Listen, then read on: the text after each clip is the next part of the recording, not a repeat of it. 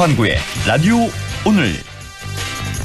여러분 안녕하십니까, 허환구입니다. 울진에서 난 산불이 닷새째 계속되고 있습니다. 바람이 다소 잦아들었던 어제와 오늘 주불 진화를 기대했습니다만 여전히 불길이 잡히지 않고 있습니다. 바람은 줄었지만 연기가 거치지 않아 헬기 시야 확보가 어려웠기 때문이라고 합니다.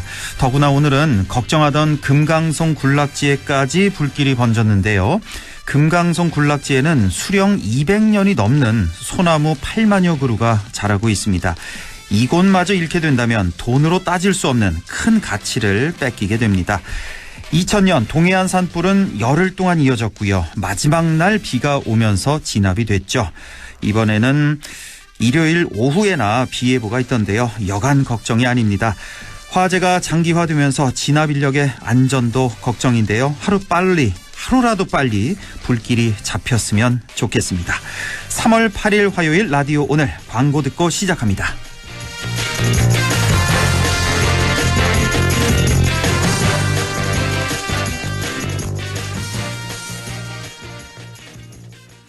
나는 지금 하이컨트리에 있다. 트래버스 다운 스케일, 동급 최대 5.2m 전자, 압도적인 실내 공간, 안전까지 생각한 디테일. 어댑티브 크루즈 컨트롤.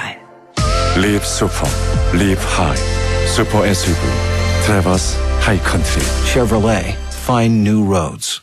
축하합니다. 한국자동차 전문기자협회와 한국자동차기자협회 선정 올해의 픽업, 올해의 유틸리티 렉스턴 스포츠. 지금 이관왕 기념 이벤트를 소개합니다. 1년간 월 1만 원만 납입하는 초기 부담 제로 할부부터 기존 스포츠 고객 재구매 시 추가 특별 지원까지. 뉴 렉스턴 스포츠 3월 쌍용자동차 전시장에서. 네, 라디오 오늘 화요일 순서 시작합니다. 일부 생활 속 법률 문제를 쉽고 명쾌하게 풀어보는 시간이죠. 안형진의 쾌도난법, 안형진 변호사와 함께하겠고요. 2부 이슈 오늘에서는 대선이 하루 앞으로 다가왔습니다. 오늘은 국민의힘 윤석열 후보 지지자죠. 국민의힘 경북도당 권영길 부위원장을 연결해서 함께 얘기 나눠보겠습니다. 이어서 한 주간의 시사 이슈 알아보는 최요한의 시사 따라잡기도 준비되어 있습니다. 라디오 오늘 유튜브로도 다시 들으실 수 있습니다. 많은 애청 바랍니다.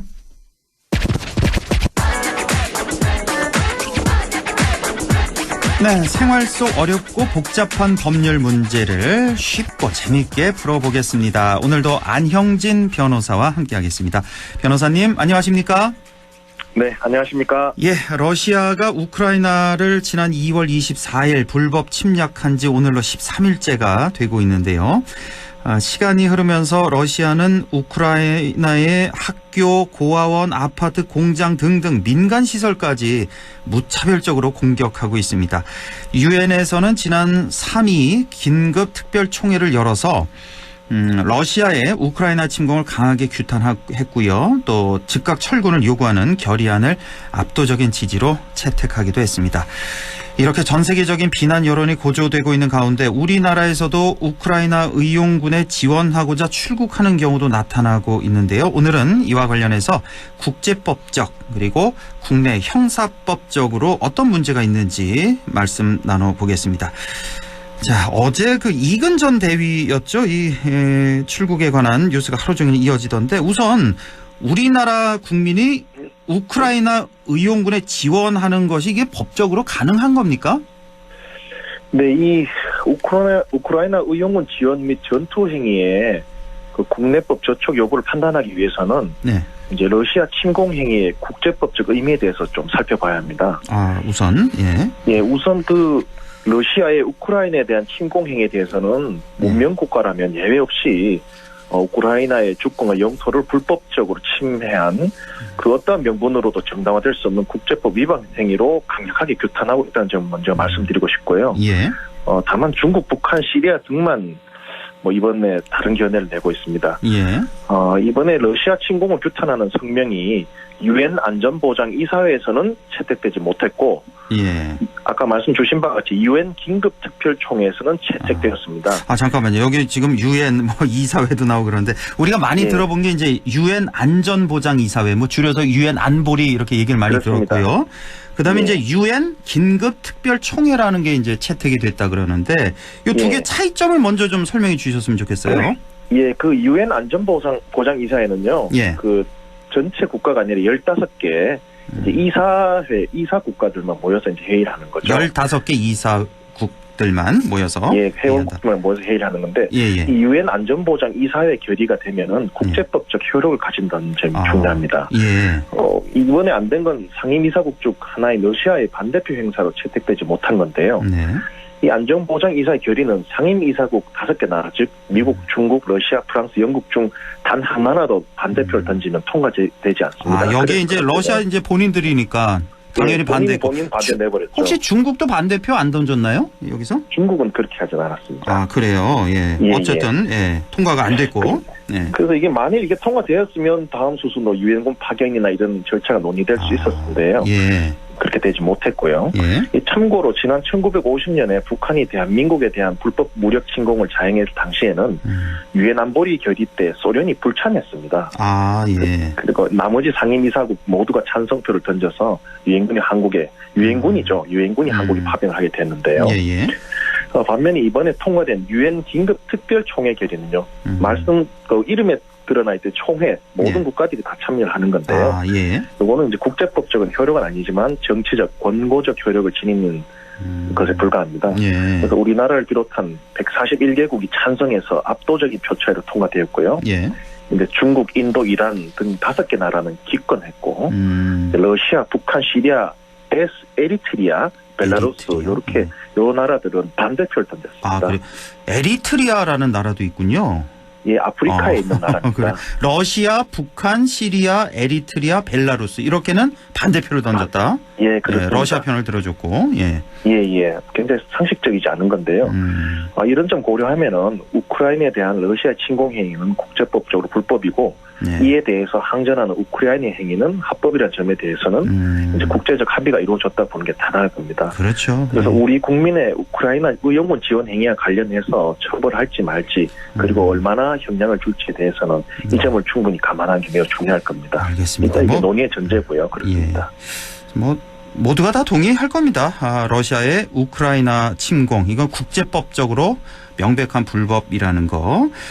근데 이 유엔의 최고 의결 기구라고 볼 수가 있겠네요. 안전보장이사회. 5개 상임 이사국이 있는데 여기 이제 러시아 본인들이 속해 있으니까 자신들이 이제 반대해서 이게 채택이 안 됐고 그 밑에 기구라고 봐야 되겠네요. 유엔 긴급 특별총회가 열렸는데 여기서는 압도적으로 141개국이 찬성해서 결의가 됐다. 이 정도인데.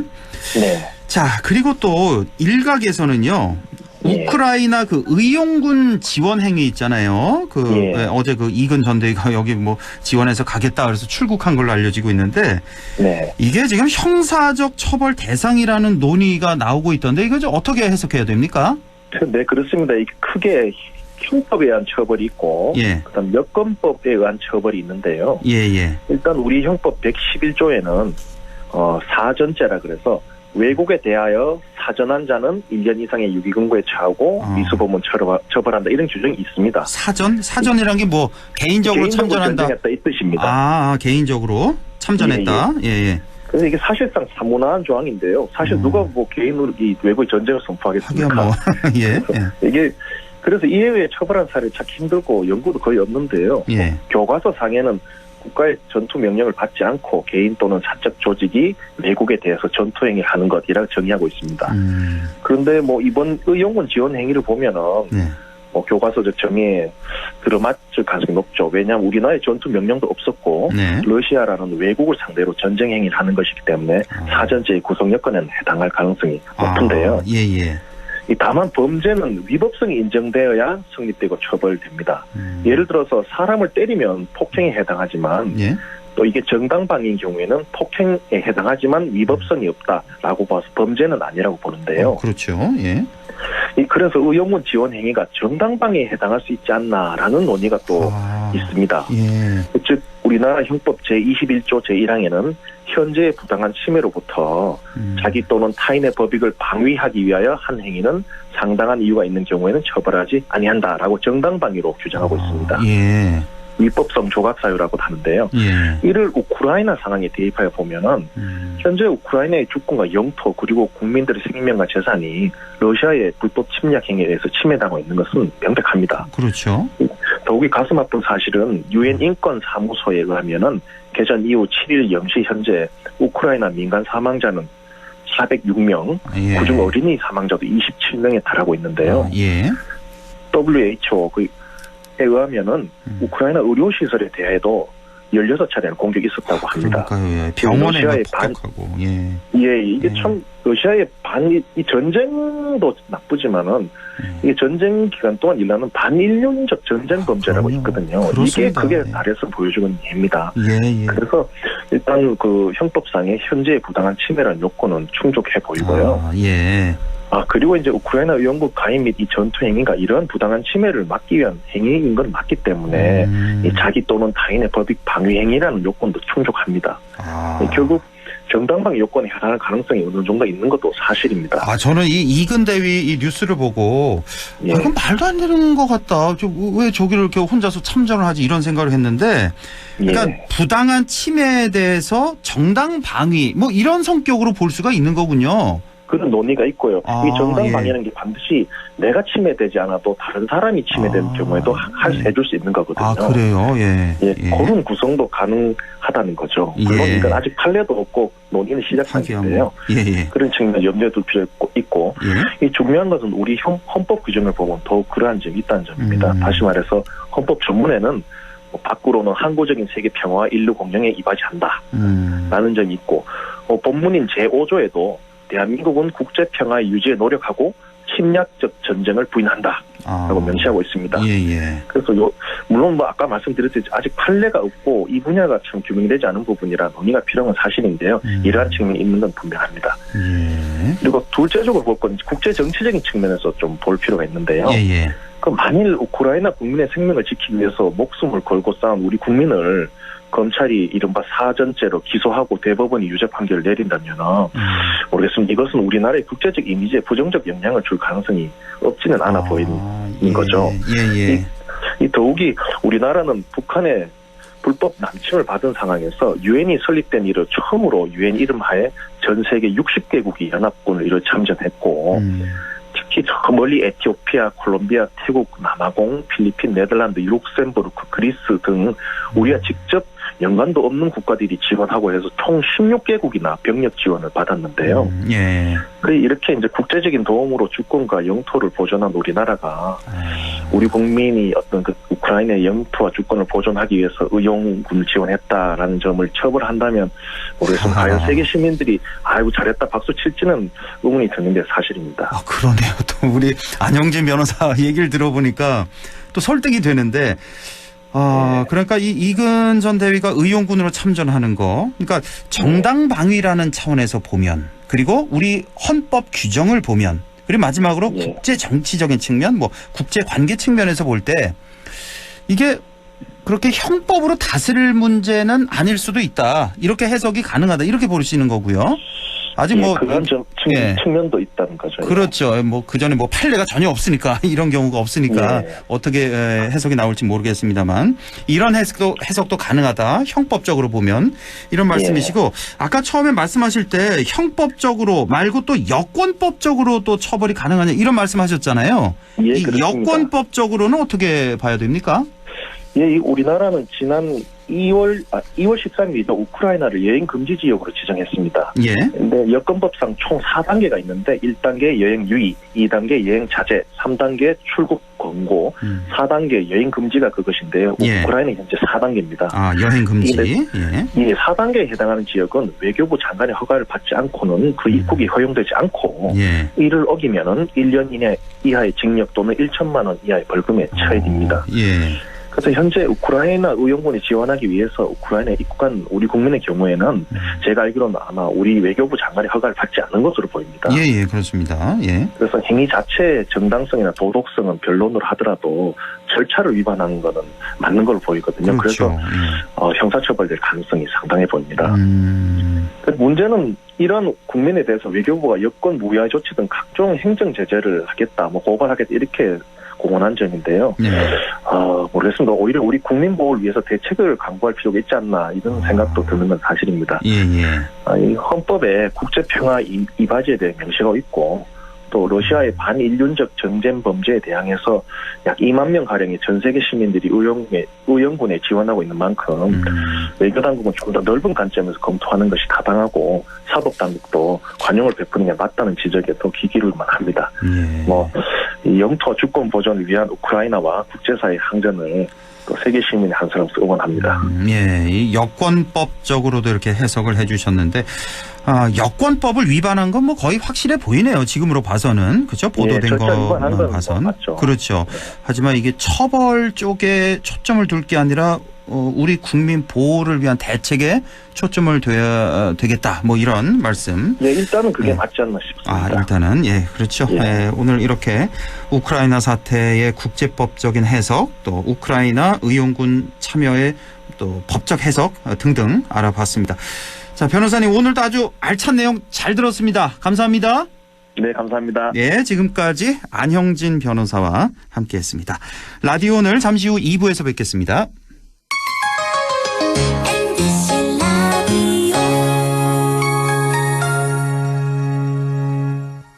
가구 살 땐 꼭 한번 가보자. 안동 명품 가구 백화점. 흑표 흑침대, 양성국 갤러리, 금성침대, 한국 가죽 소파, 장수돌 침대. 다양한 브랜드 가구를 한 곳에서 쇼핑할 수 있는 대형 가구 전시장. 안동 명품 가구 백화점. 며느라. 밥 했어? 설거지 했어? 쓰레기 버렸어? 청소했어? 빨래했어? 개밥 줬어? 아들 낳았어? 딸 낳았어? 아무것도 안 하고 싶다. 이미 아무것도 안 하고 있지만 더 격렬하게 아무것도 안 하고 싶다.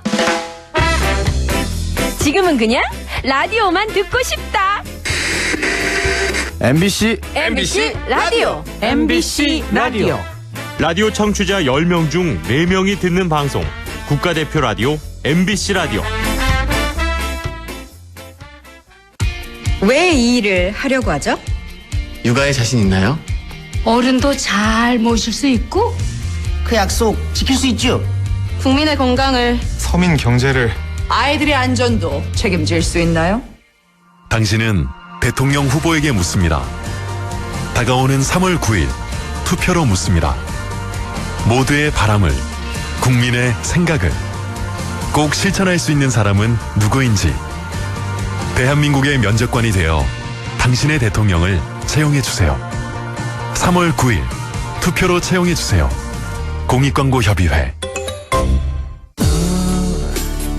마음을 열어줘. 다가가 나 속삭이도록. 언제나 내 생각으로 행복해야 해요.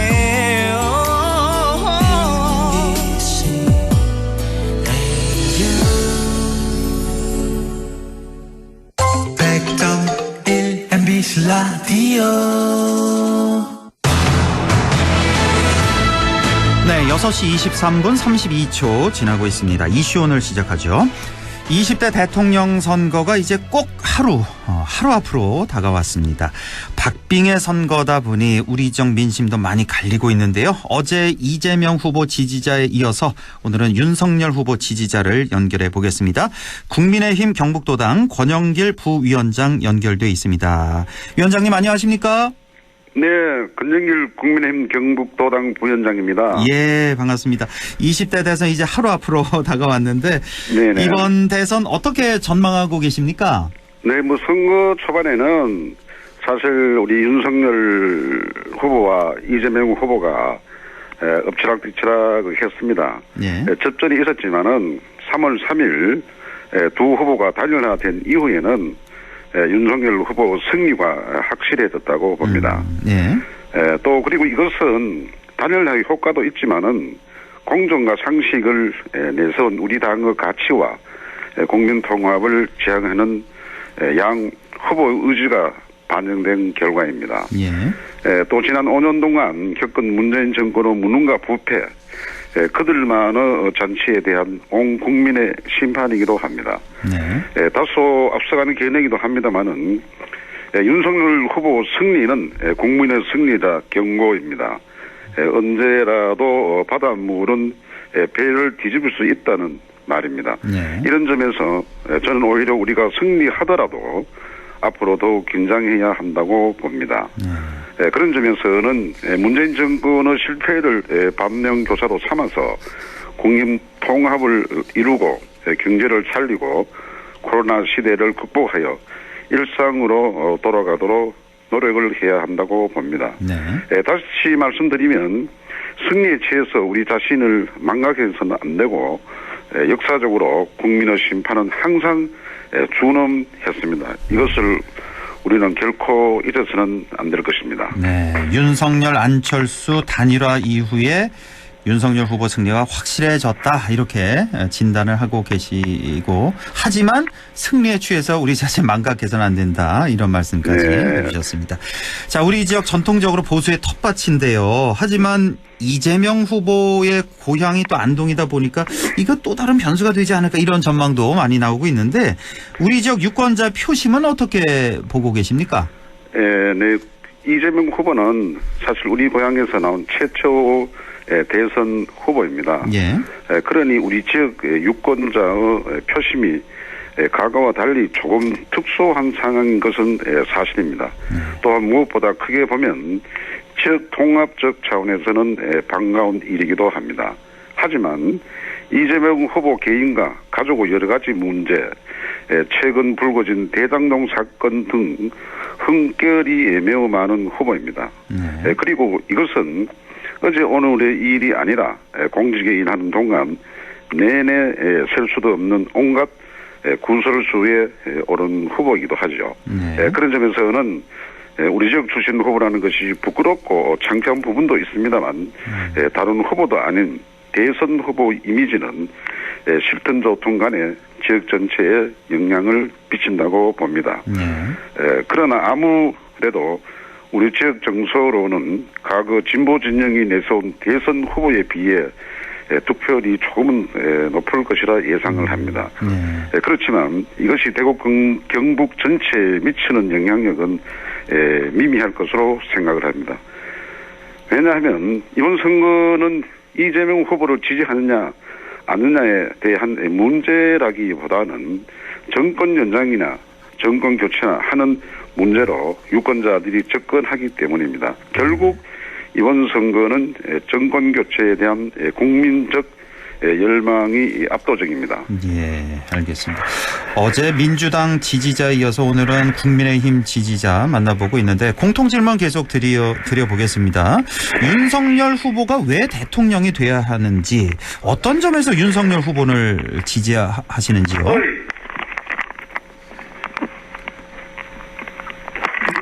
위원장님? 위원장님? 여보세요? 예. 권영길 부위원장님? 여보세요? 아, 예. 뭐, 무슨 일이 있었습니까? 우리 소동대가 죄송합니다. 아, 예. 3번 다시 해주시면 예, 되겠습니다. 공통질문 드리고 있는데요. 예. 어떤 점에서 윤석열 후보를 지지하시는지 그 이유를 좀 설명해 주시죠. 아시다시피 윤석열 후보는 문재인 정권이 발탁한 검찰총장이지만은 문이 자꾸 나가면 큰일 났네. 예? 여보세요? 문재인 정권으로부터 가장 많은 탄압을 받는 분입니다. 윤석열 후보 개인은 문재인 정권 하에서 천당과 지옥을 골고루 경험한 후보라가 할까요? 제가 보기에 윤석열 후보는 공정과 상식의 실천자이자 피해자입니다. 정의로운 검사로서 법 집행을 공정하게 하려다 보니 정권과 갈등이 있었고 이로 인해 직무정지까지 받는 최초 검찰총장이었습니다. 예. 그리고 이러한 윤석열 후보 개인적 경험은 이번 문재인 정권에서만 있었던 것이 아닙니다. 사람에게 충성하지 않는다는 그 소신은 오직 공정하고 정의로운 검사와 기본 동목을 끝까지 지키겠다는 철학과도 같다고 봅니다. 그래서 저뿐만 아니라 국민들이 이 점을 높이 사는 것 같습니다. 또 하나는 윤석열 후보가 내세운 공정과 상식을 더불어서 국민 통합에 대해 저는 누구보다 지지를 하고 있습니다. 이것은 사실 문재인 정권이 실패한 그 이유를 잘 알고 있다는 것을 의미합니다. 문재인 대통령과 문재인 정권은 진보 진영만을 우대하고 보수 진영의 반대 목소리와 의견을 무시했다는 것입니다. 대통령은 특정 정당의 소속이기도 하지만은 정치는 국민을 보고 하는 것입니다. 즉 대통령의 진영 논리와 편가르기는 국민 분열과 갈등을 조장할 뿐입니다. 저는 그런 점에서 윤석열 후보는 확실히 다를 것이라고 봅니다. 그리고 이 또한 대다수 국민들이 공감하고 지지하는 이유라고 봅니다. 예. 자, 공약 몇 가지만 좀 살펴보고 갈 텐데요. 우리 네네. 지역에서는 이제 이재명 후보가 내세운 육군사관학교 안동 이전 공약이 크게 주목을 받고 있는데, 네네. 자, 윤석열 후보 같은 경우는 안동의 상급 종합병원 아니면 대학병원을 설립하겠다 이런 공약 발표하셨잖아요. 예, 맞습니다. 이것도 이재명 설명해 후보 주시죠. 육사 이전 공약은 예. 공약 자체로 보면 일부 지지층이 있을 것이라 봅니다. 그동안 지난 정권에서부터 지역 균형 발전 차원에서 우리 안동은 이렇다 할 수혜를 본 적이 없었습니다. 육사 이전 공약은 당을 떠나서 우리 지역 발전에 기여할 것입니다. 그러나 문제는 꼭 육사 이전만이 우리 지역 발전의 정답이 아니라는 것입니다. 특히 이재명 후보는 이미 여러 차례 경기 북부와 충청권에 육사 이전 공약을 남발한 상태입니다. 그러니 이러한 공약은 한마디로 신뢰할 수 없던 측면이 있습니다. 또 실무 차원에서 접근하면 육사 이전은 국방부가 협의한 사안이고 어느 누가 대통령이 되든 함부로 말할 수 없는 사안이 되는 것입니다. 사실 뭐 크게 알려지지 않았지만은 사단부지 활용은 이 지역 국회의원 김형동 의원께서 당선 초기부터 여러 차례 사단부지 개발에 대해 여러 기관과 두루두루 접촉하고 지금도 고민하고 있는 것으로 알고 있습니다. 예. 지역 주민의 오랜 염원인 안동대 의대 신설이 공공의대로 전환되어 성공할 경우에는 자동적으로 대학병원을 확보하게 됩니다. 따라서 윤석열 후보 상급 병원과 대학병원 신설은 필요하다고 가능한 공약입니다. 또한 우리 지역의 30년 수원 사업이기도 하고 낙후된 경북 북부 지역의 안전한 보건 의료망 구축에 반드시 필요한 기반 사업이기도 합니다. 예, 상급병원, 대학병원 신설 이거 아주 시급한 문제이기도 하고요. 조금 전에 그 사단 부지 개발에 대해서 뭐 여러 기관과 뭐 접촉을 하고 있다고 말씀하셨는데, 네네. 혹시 좀 얘기가 진척이 된 기관이 있습니까? 국방부에 우리 지역 국회의원께서 예. 21대 국회에 들어가서 예. 국방부에 몇 번 직접 가서 관계자들 미팅도 하고 그렇게 만난 것으로 알고 있습니다. 국방부와 좀 얘기를 좀 나눴다. 그게 꼭 육사 이전이 아니더라도 다른 기관이 또 올 수도 있고. 그렇죠. 그런 건가요? 예. 일단 알겠습니다. 자, 그리고 또 윤석열 후보는 안동댐, 이마댐 관광 산업화 공약도 발표하셨는데 이게 어떤 의미인지 좀 알려주시죠. 개인적으로 저는 임마댐 소몰민입니다. 아, 그러세요? 조상 대대로 내려온 문전 옥답이 수장되어 전 가슴 아픈 일입니다만은 우리 안동이 문체부 관광명품 도시를 선정 이후에 이렇다 할 비약적인 변화를 보여주지 못하고 있습니다.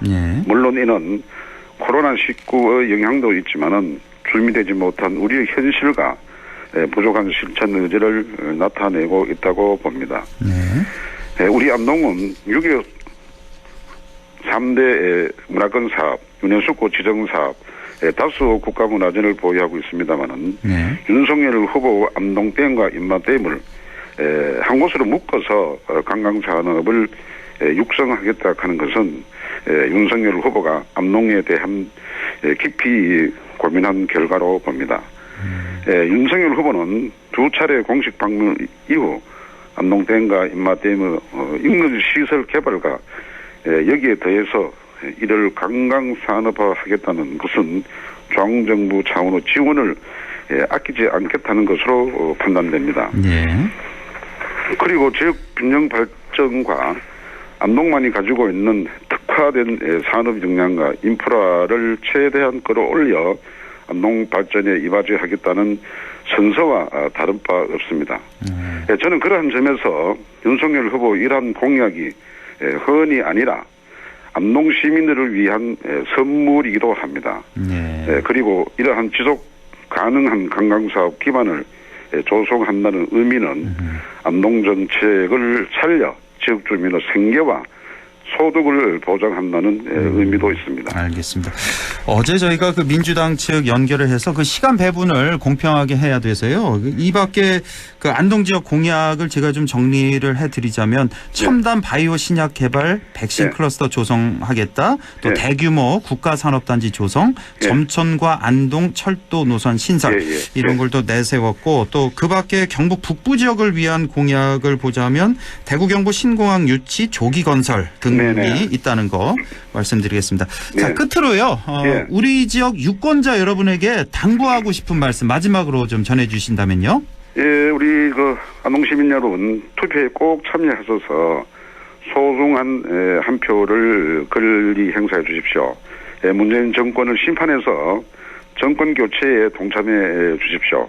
대한민국 심장인 우리 위대한 안동 시민의 저력을 보여주시면 감사하겠습니다. 고맙습니다. 예, 어제 민주당 지지자 목소리 들어봤고요. 오늘은 국민의힘 지지자와 이렇게 얘기 나눠봤습니다. 지금까지 국민의힘 경북도당 권영길 부위원장과 말씀 나눠봤습니다. 고맙습니다. 네, 감사합니다. 라디오 오늘에서는 청취자 여러분의 참여를 기다리고 있습니다. 우리 지역에서 발생한 사건 사고 소식이나 함께 토론하고 싶은 내용을 안동 MBC 홈페이지 라디오 오늘 게시판에 올려주시기 바랍니다. 전화와 문자 참여도 하실 수 있습니다. 전화는 851국에 7191번, 문자는 샵 0913번으로 보내주시면 됩니다. 문자는 단문 50원, 장문 100원의 정보 이용료가 있습니다. 여러분의 많은 참여 바랍니다.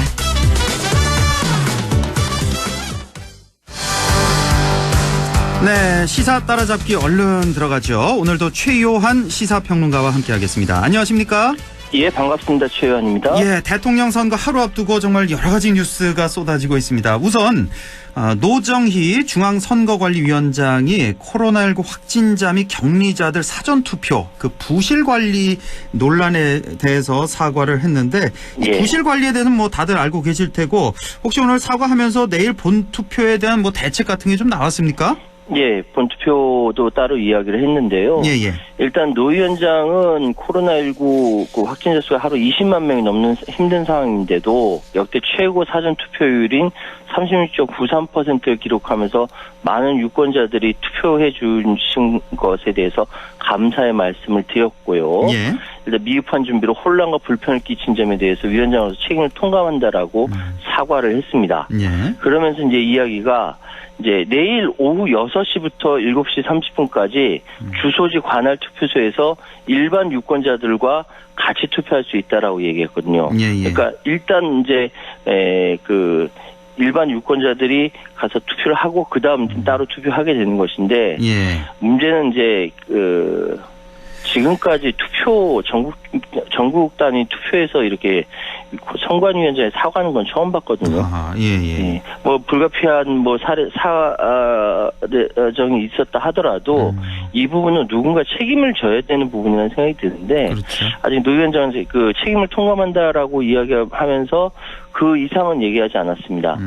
어쨌든 내일 6시, 오후 6시부터 7시 반까지 주소지 관할 투표소에서 일반 유권자와 같은 방법으로 투표하실 수 있습니다. 확진자, 격리자 같은 경우는 꼭 6시부터 시작을 못할 수도 있겠네요. 그 전에 이제 일반인 유권 투표하는 분들이 6시 좀 넘어서 끝날 수가 있잖아요. 그렇죠? 6시까지 도착한 분이 투표를 할 수 있으니까 줄이 만약에 길다면 뭐 6시 10분, 20분, 30분이 될 수 있는 거고. 자, 알겠습니다. 지금 그 사전 투표율 역대 최고치 37% 가까운 이런 투표율을 보였는데 지금 호남 지역이 상당히 높은 걸로 나와 있잖아요. 뭐 전남이 51% 넘었고 그다음 전북, 광주 순인데 이건 이제 광역 지자체 순이고 경북이 전체적으로 41% 나왔거든요. 근데 우리 기초자치단체 보니까 의성이 무려 55.9% 나왔고 예천도 50% 넘었고 안동도 42% 이렇게 상당한 그 역대 그 최고치 그러니까 지난 선거보다 한 10%포인트 이상 이렇게 높은 그 투표율을 기록했는데 자 이걸 두고 지금 여야가 서로 우리에게 유리하다 이렇게 해석을 내놓고 있죠. 이거 어떻게 봐야 됩니까? 각 자당에 이제 유리한 해석을 내놓을 수밖에 없는 상황이고. 그런데 이제 일단은 이제 뭐 여러 가지 이야기들이 많습니다. 그러니까 뭐 역대 가장 높은 투표를 보인 호남을 두고 더불어민주당은 윤석열 안철수 단일화에 대한 강한 반감이 담긴 투표다 뭐라고 얘기하는가 하면 국민의힘은 20, 30대 청년들이 윤 후보를 지지했다라고 주장하기도 합니다. 이게 사실은 그 이전에 이번에 그러니까 사전 투표에 투표율에 대해서 전문가들이 많이 이야기를 했어요. 근데 30% 초반을 이야기하는 전문가들이 많았거든요. 그렇죠. 왜냐하면 지금 이런 상황을 예상을 하지 못했기 때문에 그렇죠. 그리고 아시다시피 30%를 돌파한 것이 이번 처음이에요. 처음이죠. 그렇기 때문에 30% 돌파할 것이다라고 예상하는 것도 과감한 예측이었다라고 늘 얘기했는데 이게 30% 중후반을 넘어가 버리니까 뭐 다들 전문가들 다 멘붕이었죠. 그렇죠. 일단은 이제 뭐 여러 가지 이야기는 있지만 저는 어떻게 생각하냐면은 지금 이 30% 중후반에 넘어간 이 상황은 내 표가 사표가 되지 않기 바라는 정치 효능감을 느낀 그 유권자들의 적극적인 행사라고 생각하거든요.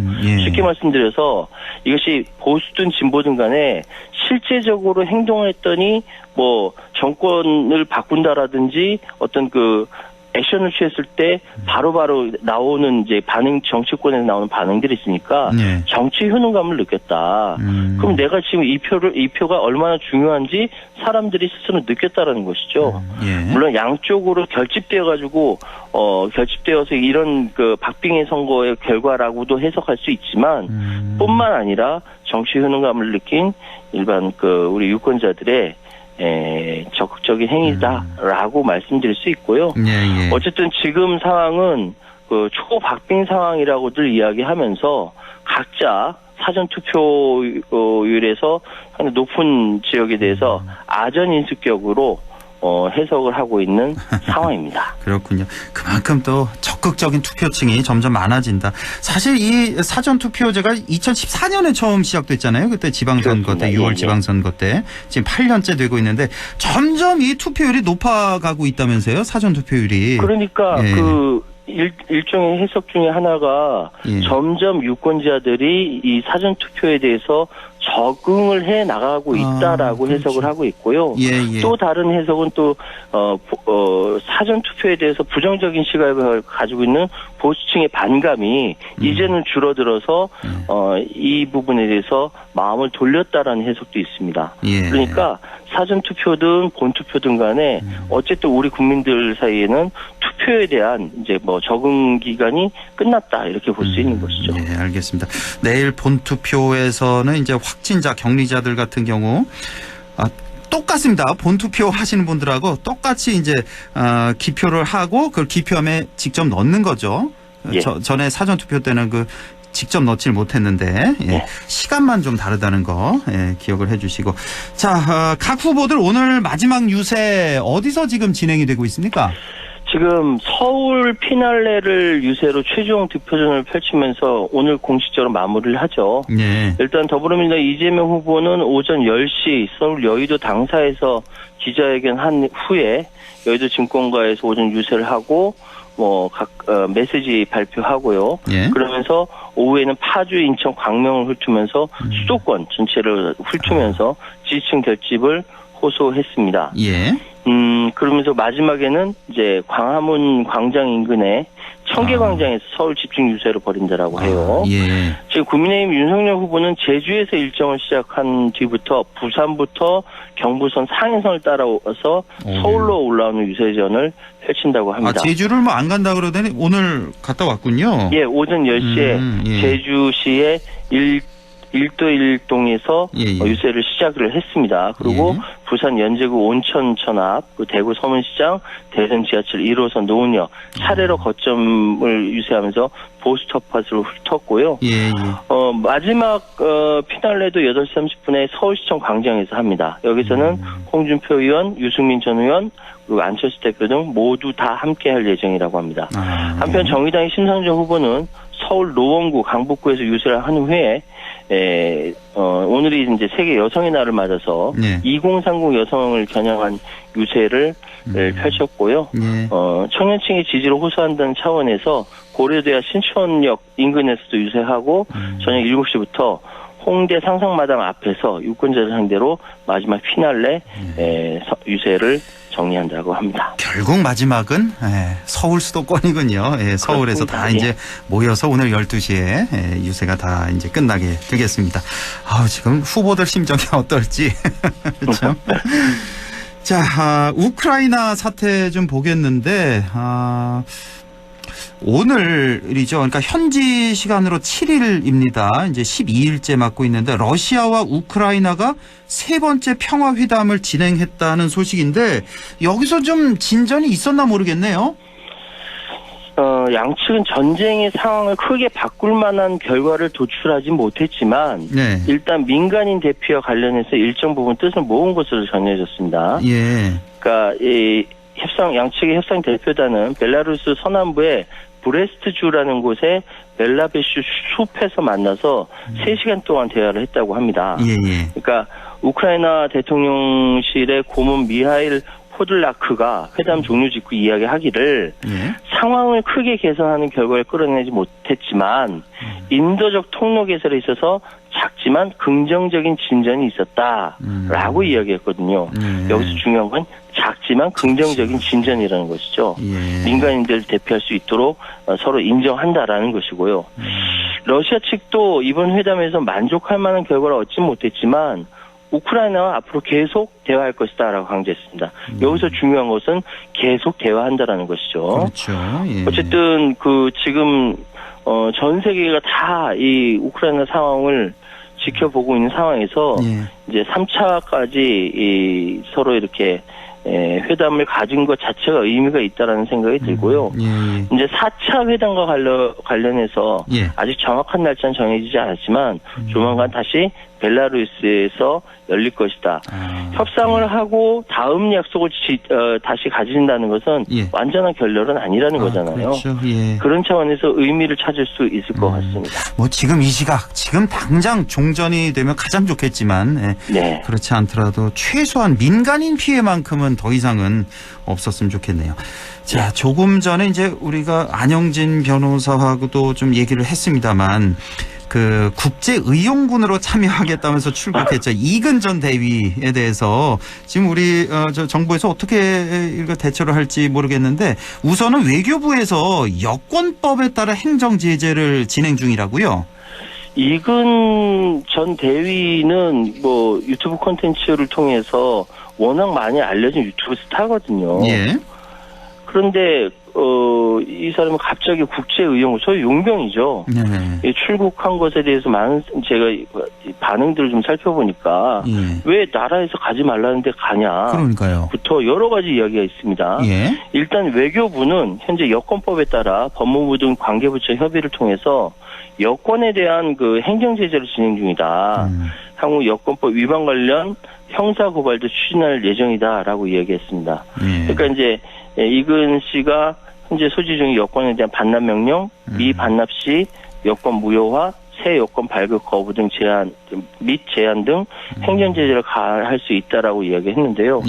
일단 지난달 13일부터 여행 금지 지역으로 지정돼서 한국 국민이 예외적 여권 사용 허가를 받지 않고 이건 무단 입국하게 되는 것이고 요거는 행정제재와 형사처벌 대상이 되거든요. 그런데 이제 이근 씨도 이 상황을 모르는 바가 아니었어요. 알고 있습니다. 그렇죠. 알고 있죠. 예, 다시 돌아오면은 마땅한 처벌에 대해서는 자기가 감수하겠다라고 얘기했기 때문에 혹시나 이근 씨처럼 또 가겠다라고 하시는 분이 있으면 안 됩니다. 우리 국민들이 우리 국민들이 가지 않도록 나라에서 정했기 때문에 입국하시면 안 된다 이 말씀드리겠습니다. 글쎄요, 이게 지금 저도 이 뉴스를 보고 뭐 세계 평화를 위해서 가겠다는 거 아닙니까? 이근 전 대위가?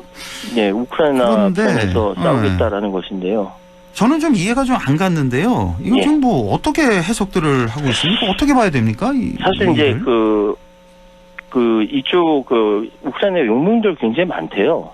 그런데 그 용병들이 대부분 어떤 국가에서 오냐면 러시아와 교전을 허락하는 나라에선 인정하는 나라에서는 용병들이 가는데 그렇지 않은 나라는 가지 않는 거예요. 그렇죠. 그런데 우리나라는 그걸 허락하지 않는 상황에서 참전을 한다라는 것인데 저는 가장 걱정스러운 것이 이근 대위를 유튜브 콘텐츠를 통해서 보고 해군 특수전단 대위 출신이고 굉장히 멋있게 나오고 이걸 동경했던 청소년들 가운데 혹시나 만용을 부리는 친구들이 있지 않을까. 전 그게 가장 걱정이거든요. 그러니까요. 유명인이면 유명세를 치르는 것은 그 사람이 사회적 책임을 져야 돼요. 그 책임을 진다는 차원에서 이렇게 막 이름을 알리고 이렇게 가게 되는 것은 전 별로 좋지 않다.